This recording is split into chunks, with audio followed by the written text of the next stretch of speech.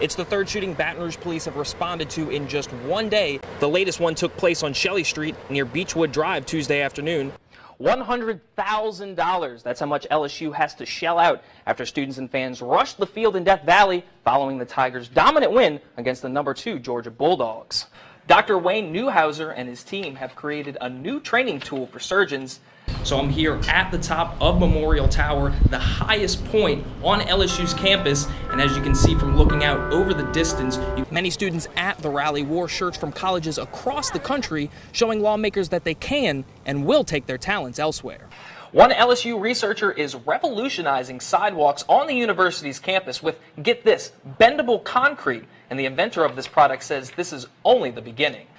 As the LSU-Bama matchup heats up, the university is taking steps to ensure safety for the game. We have just learned that a baseball bat was used to beat Madeline Falgout to death. Now we'll get to the investigation in a moment, but first we talked exclusively with her family about what they think happened at their home overnight. He shouldn't have took her life. No. She didn't deserve this for nobody. Nobody. Reflections of crime scene tape seen in the window, wrapping along a child's bike and covering most of this house, the site of a brutal murder. The person that took her life was not God. He shouldn't have said whenever she had to go. This kind of thing doesn't happen in the town of Fort Doge. I can't recall another homicide in this general area. An alleged act of domestic violence claiming the life of 20-year-old Madeline Falgout. She graduated from high school. She went to college. She was just that type of girl, you know. She was full of life and didn't get to have no life. Deputies were called to Academy Drive Monday morning. Upon arrival, the deputies found that it appeared that this person had been murdered and was left in her room at her house. That the neighbors came by to check on her, and then when she did not respond or answer the door, they made entry into the house. That neighbor was actually Falgout's aunt, who broke into her room when she didn't get up that morning, discovering the body of her late niece. I went over to check on her because she was supposed to get up to go to work, and she was found dead. I found her dead. As the coroner's office investigates her death, her family says they know exactly who did it and why. It's an act of domestic violence. Her ex-boyfriend, they were separated. Yes, we do. Investigators have not identified the man as a suspect, nor have they confirmed the murder was a case of domestic violence, but Falgout's aunts have a message for young women like their niece. My thing is to women is to get out.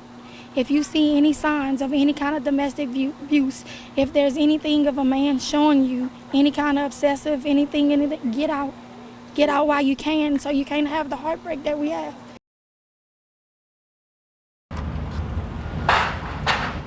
Construction on Burbank Drive is fully underway, making a turn for the better for a popular area near LSU's campus. I'm excited for anything and everything that's going to be here.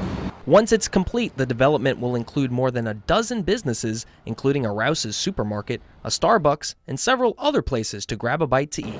The improved, area can also help bring in other businesses and be more enticing to larger companies. Nathan Holly has been living in the area for 5 years. I came from a really high developed area, and so coming here, it was kind of a shock, This was just all empty land, so they've definitely developed a lot.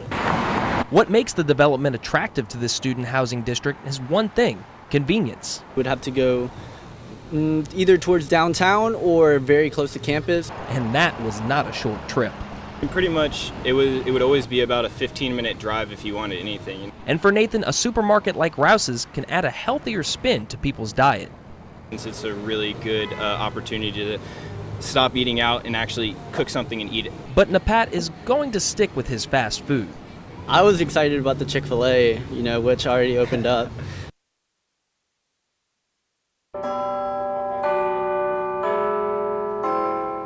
Towering over Louisiana State University and its stately oak trees stands a nearly century-old clock tower. It's one of our most iconic, if not the most iconic building on the LSU campus. Cutting through the blue sky at 175 feet tall, few and far have braved the 176 steps to the top. But for those who have, well,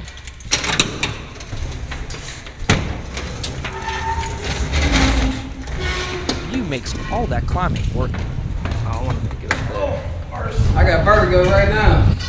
So I'm here at the top of Memorial Tower, the highest point on LSU's campus, and as you can see from looking out over the distance, you can see the entire campus extending to the Mississippi River.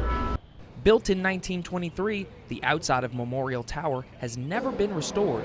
That includes the inside as well. It's sort of like restoring that 57 Chevy. But thanks to private donations and funds provided by the state, the whole tower, from head to toe, inside and out, is getting some much needed work. And we're doing a demo on the interior already, and then we're making some samples on the outside of the building where we're fixing all the cracks and stuff like that. What they'll first start doing is pressure washing from the top down, cleaning the building. Once it's complete, the tower, originally built in honor of LSU students that fought during World War I, will be a military museum dedicated to all LSU students who have served our country.